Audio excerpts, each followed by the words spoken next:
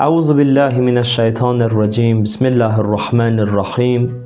Allah'ın salamı olsun bütün Müslüman bacı ve kardeşlerimize. Allah bu mübarek ayda, Ramazan ayında edilen ibadetleri kabul eləsin ve Allah'tan arzumuz, isteğimiz budur ki Allah bu ayda Kur'an marifinden faydalanmağı bizlere nasip etsin inşallah. Bugünkü mövzumuz Hz. Peyğəmbər sallallahu aleyhi ve aleyh barədədir ki, Qur'an-ı Kərimdə Peyğəmbərimizin həyat tərzi, Peyğəmbərimizin məqamının əzəməti bu ayələrə işarə edəcək inşallah. Əvvəla bunu qeyd edək ki, Hz. Peyğəmbər sallallahu aleyhi ve aleyhi yalnız Allah tərif eləyə bilər. Yalnız Allah bizə tanıda bilər. Yəni biz duraq Peyğəmbərə tərif verək, Peyğəmbəri öz sözlərimizlə kiməsə tanıdaq, bu mümkün deyil. Peyğəmbər sallallahu aleyhi ve aleyh yalnız onu peyğəmbərliyə seçən, ona Qur'anı nazil edən Allah tərəfindən tanıdıla bilər. Ona görə bizim ilk işimiz Peyğəmbəri tanıma mövzusunda ilk işimiz Allahın kəlamına, Qur'an-ı Kərimə müraciət eləməkdir.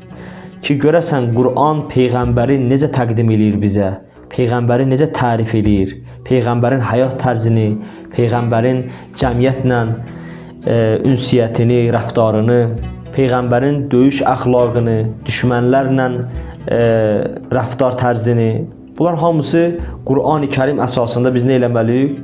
Öyrənməliyik və Peyğəmbərlə tanış olmalıyıq. Belə bir hədis var. Hz. Peyğəmbər sallallahu aleyhi ve aleyhin xanımlarından birindən nəql olunur bu hədis.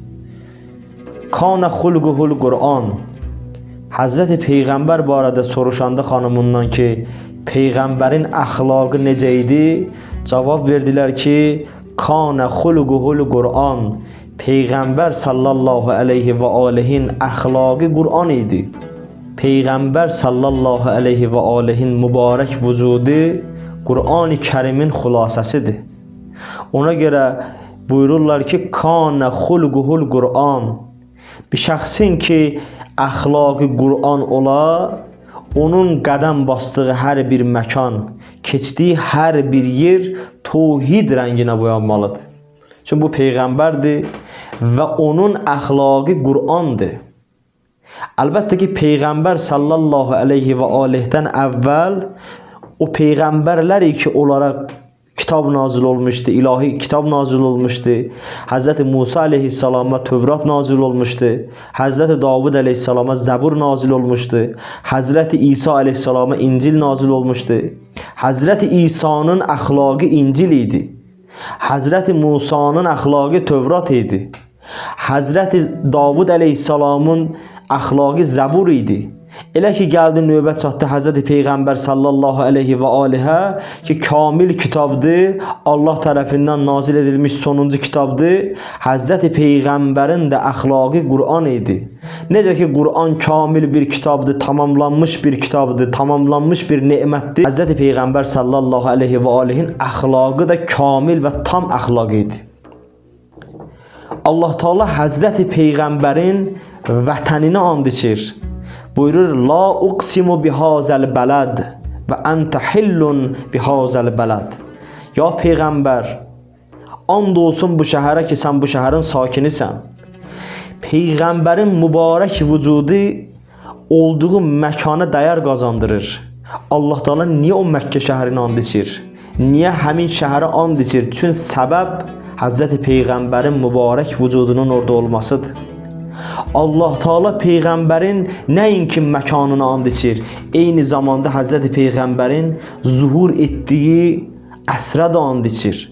Vəl-əsr innəl insanə ləfi xusr. And olsun əsrə, həqiqətən də insan ziyan içindədir. Ki rəvayətlərdə varid olub ki, əsrdə məqsəd Hz. Peyğəmbərin zuhur etdiyi əsrdir. Hz. Peyğəmbərin ömrü o qədər qiymətlidir ki, çünki bu ömür tövhid rəngi ilə boyanıb, çünki bu vücud Peyğəmbərin mübarək vücudu Qur'an əxlaqı ilə zinətlənib. O qədər peyğəmbərin vücudu Allah yanında dəyərli və qiymətlidir ki, Allah Həzrəti Peyğəmbər sallallahu aleyhi və alihin ömrünü and içir. La'amruka innahum lafi sakratihim ya'mahun. Ya Peyğəmbər, and olsun sənin ömrünə. And olsun sənin ömrünə ki, onlar öz məstlikləri içərisində, sərxoşluqları içərisində sərgərdandılar. Onlar qafildilər, qəflətdədirlər.